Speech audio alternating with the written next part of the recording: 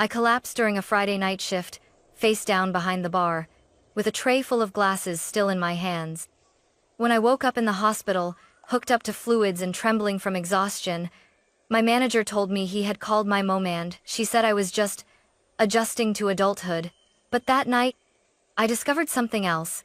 While I'd been working 3 jobs to survive medical school in Boston, my older sister Alyssa was getting 5,000 a month from our mother to fund her designer lifestyle in Los Angeles. Clothes, rooftop parties, weekend getaways, Chanel. All while I counted quarters for instant noodles. That was the moment I realized. The favoritism I'd felt growing up wasn't just emotional, it was financial, and I was done pretending not to see it. Boston was beautiful in the fall golden leaves, crisp air, coffee shops packed with students, but I barely noticed any of it. My world had shrunk to textbooks, bus stops, and 3 different jobs that barely covered rent. I'd wake up at 6 a.m. to tutor high schoolers before class, sprint across town in the afternoon to work an event, then head straight to the bar at night. My life was a blur of plastic gloves, spilled drinks, and muscle cramps. My parents, well, mostly my mother had agreed to pay for my tuition when I got accepted into med school. "We'll cover the education," she said, "but the rest is up to you. That's how you build character." So I built. I sacrificed everything: else sleep, social life, health. I showered at the gym some nights because I couldn't afford heating. I once lived off boiled rice and peanut butter for an entire week. I didn't complain. I thought this was what being independent looked like. And then there was Alyssa, my older sister, the star. While I scrubbed counters and memorized anatomy terms, her Instagram overflowed with silk scarves, cocktail dresses, sunset rooftops, and little Eiffel Towers made of lights and filters. One post read, "Mom always knows what I need. New Gucci heels just arrived. Blessed." I stared at it from the break room of a catering job, chewing on a dry granola bar and trying to ignore the stab in my chest. My mother always said Alyssa was sensitive, creative, needs a little more help. I was strong, independent, the practical one. She never said it outright, but the message was clear. Alyssa needed love. I needed to earn mine. At first, I told myself I was imagining things. Maybe she was saving up herself. Maybe she had a scholarship. Maybe it was Dad sending her money without Mom knowing. But deep down, I already felt it. That old ache from childhood, like an invisible wall, had always been there between U-zone built by expectations and favoritism. I told myself to stay focused, study harder, work more, push through, but my body was beginning to tell me otherwise. I was always tired. My vision blurred during lectures. My hands trembled during anatomy labs. And sometimes, when I looked in the mirror, I didn't recognize the hollow face staring back. It wasn't just the money, it was what the money represented. Love, value, belief. And for some reason, my mother had decided Alyssa deserved all 3. It happened on a Friday night, right in the middle of a packed bar shift. I remember the music thumping, the lights blurring, the endless line of customers snapping fingers and waving credit cards. My feet ached, my stomach was hollow, and I hadn't had a proper meal in almost 2 days. But I kept moving, refilling glasses, clearing tables, forcing a smile. Then, the room tilted. At first, I thought it was the lighting. But then the tray in my hand suddenly felt like it weighed 100 pounds. My knees buckled, and I reached out to steady myself on the edge of the bar, but I never made it. Darkness swallowed everything. When I woke up, it wasn't to music or voices, but to a soft beep. I was lying on a hospital bed, an IV in my arm, a dull ache running through my limbs. My mouth was dry, my head pounded. A nurse came in and told me I'd collapsed from exhaustion and dehydration. "You're lucky your manager acted fast," she said. "Your blood sugar was dangerously low." Lucky. That word echoed strangely in my ears. I didn't feel lucky. I felt broken. Embarrassed. Small. Later that evening, my shift manager visited. He brought a small bag of my things, and a plastic-wrapped sandwich I couldn't even look at. "Rowan, you scared the hell out of us," he said. "You've been picking up way too many shifts. I know you're trying to make ends meet, but this isn't sustainable." He told me he'd called my emergency contact, my mom. "She didn't seem surprised," he said carefully. "Said you've always been dramatic when stressed. Told me you'd be fine." I didn't say anything. How do you explain to someone that collapsing on a bar floor wasn't a fluke, that it was years of being stretched too thin, of being told you're the strong one, so you shouldn't need help? That night, I returned to my apartment with shaking legs. The heating was broken again. My bank account showed 23.17. I sat on the edge of my bed, still wearing the hospital wristband, and stared at the wall. Then, my phone buzzed. It was a message from Caleb, an old friend from undergrad who lived a few blocks away. He'd texted me earlier, but I hadn't seen it. "Hey, haven't heard from you. You okay?" I stared at the screen for a long time before finally replying. "Just got out of the hospital. Fainted at work. I'm okay now." 2 minutes later, he called. 15 minutes after that, he was at my door with groceries, warm soup, and that look on his face, equal parts concern and quiet outrage. Over dinner, I told him bits and pieces. He listened, then said something that stuck with me. "Your dad's a doctor, Rowan. Your family's not poor, so why are you living like this?" I didn't know how to answer. But the next day, I decided I needed one. I stared at my phone for a long time the next morning. My fingers hovered over Alyssa's contact. We hadn't spoken in months, maybe longer. Most of our interactions were filtered through group texts from Mom, holiday photo dumps, or the occasional Instagram like. But now I needed answers, and not the sugar-coated kind Mom always gave me. I hit call before I could change my mind. She answered on the third ring, her voice bright and slightly breathless. "Rowan? Oh my God, are you okay? You never call." "I'm fine," I said automatically, even though I wasn't. "Just wanted to check in." A pause. "Well, that's sweet," she said. "LA is amazing right now. There's this pop-up exhibit on Melrose, and I just found the cutest vintage boots. Mom actually sent me a little something extra for my birthday next week, this gorgeous Marc Jacobs tote. You'd love it." My stomach clenched. "That's nice," I said, trying to keep my voice even. "Actually, I wanted to ask you something, kind of awkward." "Shoot." I hesitated. "How are you paying for everything out there?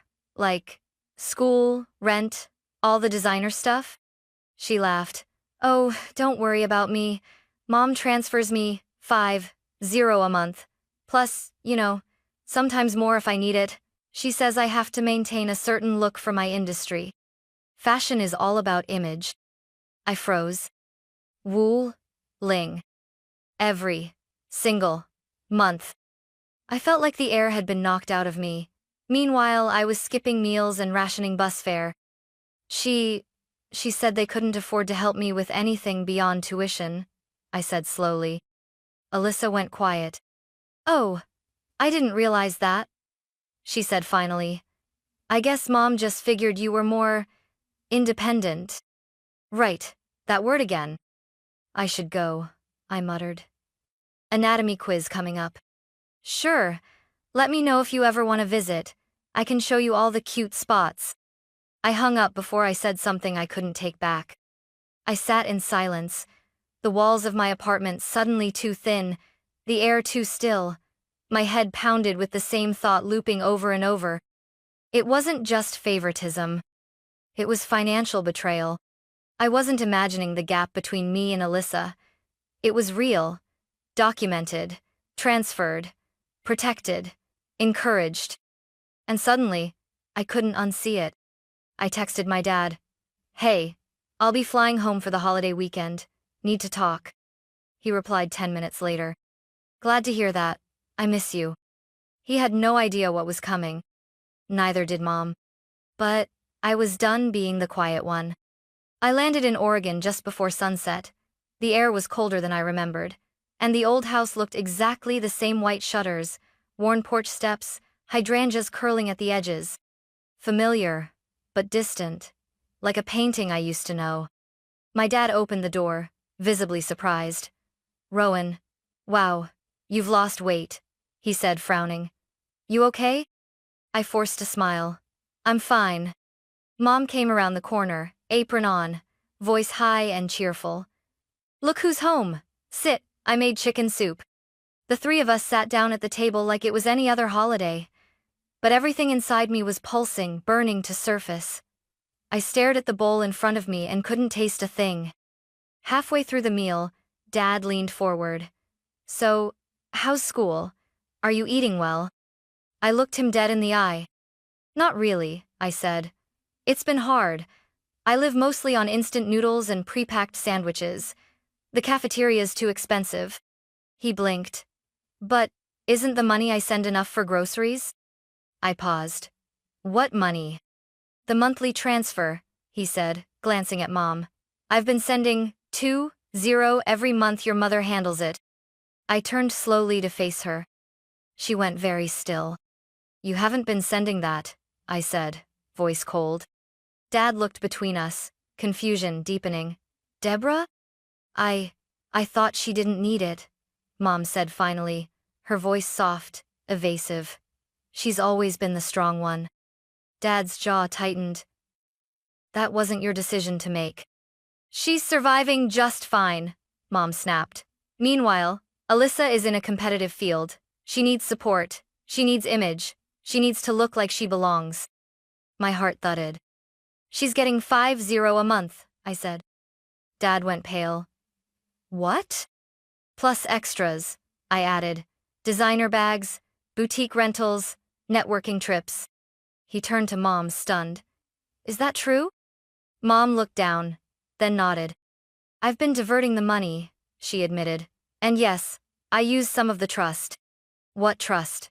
I asked, my voice breaking. Dad looked like someone had slapped him. There's a joint family trust, he said slowly, eyes still on her. It was supposed to be split equally between you and Alyssa when you turned 25. Mom exhaled. She needed it now. You stole from her, he said, from both of them. She's just so fragile, Mom whispered. Rowan is like you, tough. You two always manage. No, Dad said, his voice suddenly sharp. You don't get to rewrite this. You told me Rowan was getting the money.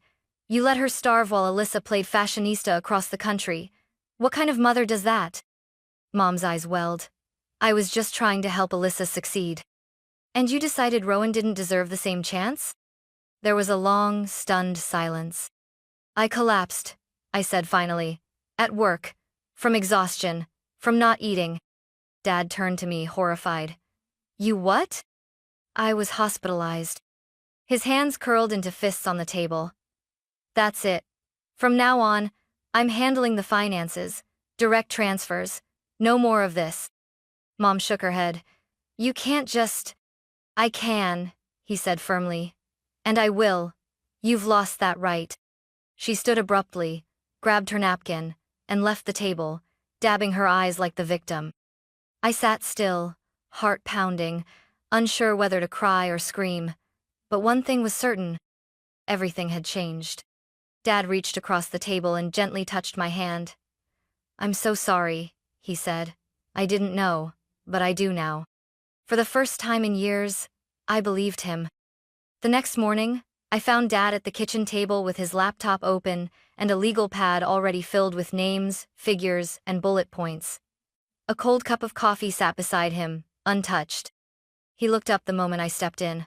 I already emailed the family attorney, he said without greeting. We're freezing the trust account. I nodded silently.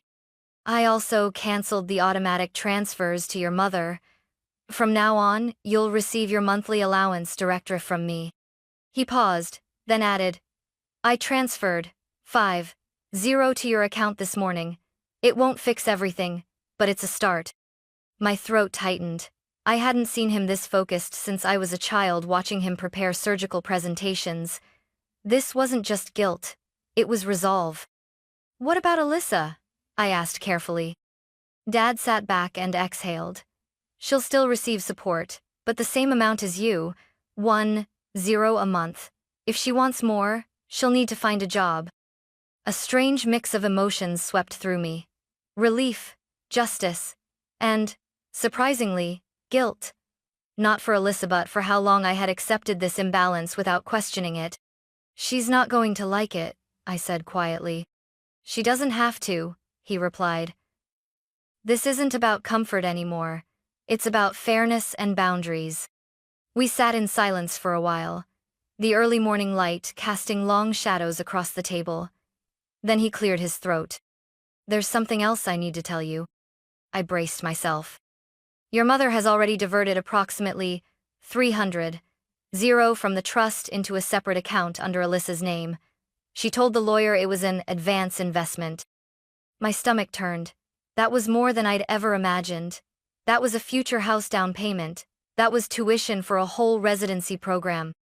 "What happens now?" I asked. "She won't be able to access it," he said. "We're initiating legal steps to reverse the transfers. It'll take time, but I'll see it through." For the first time since I'd stepped into that house, I felt like someone was fighting for me. Later that day, I received the payment notification from my bank. As I looked at the screen, 50, freshly deposited, I didn't feel greedy or spoiled. I felt human, seen, equal. And for once, I didn't have to choose between buying groceries or printing lecture notes. That night, I slept for 10 hours straight, uninterrupted by hunger, anxiety, or cold. It was the first real rest I'd had in years. Alyssa called 3 days later. I was in my apartment in Boston, finally restocking my fridge with real food eggs, vegetables, even fresh bread when my phone lit up with her name. I hesitated, then answered. "Did you say something to Dad?" Her voice was sharp. "No, hello." I kept my tone calm. "Yes, I told him the truth." A pause. "He cut me off, Rowan. I'm only getting 1,000 a month now. 1,000. That barely covers my rent here." I didn't respond right away. I could hear her pacing, probably in some sunlit loft in Los Angeles. "You've been getting 5,000 a month," I said, while I worked 3 jobs and fainted at work from hunger. Another pause. Longer this time. "Is that really what happened?" "Yes." Silence. "I didn't know it was that bad," she said at last, her voice quieter. "Would it have mattered if you did?" She didn't answer. I wasn't trying to hurt her. I just wanted her to understand that this wasn't a sibling rivalry. It was survival. "I'm studying fashion design, Rowan," she said defensively. "It's a demanding field. We're judged on how we present ourselves. I can't just work at a coffee shop." "I'm in medical school, Alyssa," I said flatly. "I study human anatomy until 2 a.m. I wipe tables and serve drunk customers to make rent, and somehow I manage." She didn't hang up. That surprised me. "Eventually," she said. "So what happens now?" "You live within your means," I replied. "Like the rest of us."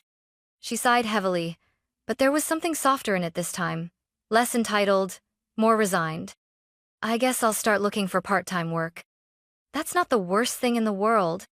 "I don't even know where to begin," she admitted. "I didn't either," I said. "But you figure it out. You learn. You adapt." And for the first time in years, I didn't feel like we were competing. I felt like we were leveling. Over the next few weeks, we began talking more. Just short messages, then longer calls. She told me about a boutique that offered her a weekend position. She said the manager was strict but kind, and that she'd started sketching again for herself, not for class. Meanwhile, I finally dropped my catering job. I kept the tutoring gig because I enjoyed it, but I no longer needed to hustle every second. I started showing up to class rested. I raised my hand more. I joined a pre-med student association. For the first time, I wasn't just surviving. I was living. And the distance between me and Alyssa didn't feel so wide anymore. Just when I thought things had begun to settle, the other shoe dropped. Dad called me on a Thursday evening. His voice was clipped, brittle like he was trying not to explode. "I found another transfer," he said. "Your mother's still sending money to Alyssa, behind my back." I didn't say anything at first. I just closed my laptop slowly and stared out the window of my tiny apartment, the Boston skyline hazy in the distance. "How much?" I asked. 3,000. Last week. She labeled it as art supplies on the joint account. That was the breaking point. The next day, Dad filed for divorce. The process was messy, public, and painful. For years, he'd let Mom control everything: budgets, tuition, allowances, long-term planning. It had seemed easier that way.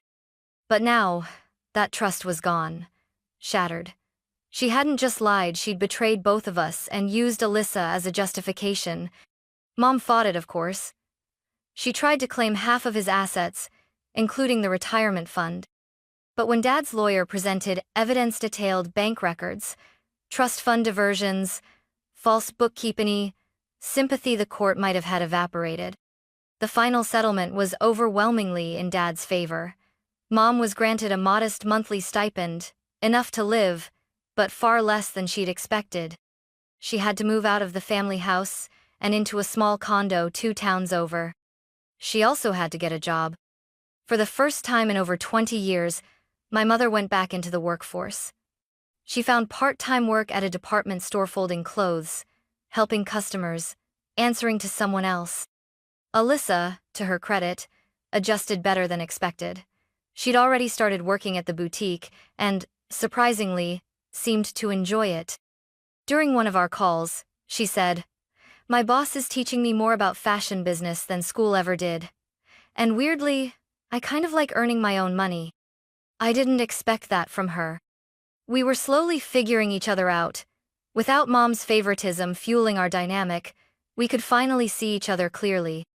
One night, Alyssa showed me one of her new designs, a minimalist wrap dress, made of low-cost material but structured with incredible detail. "I never would have made this version of me," she said.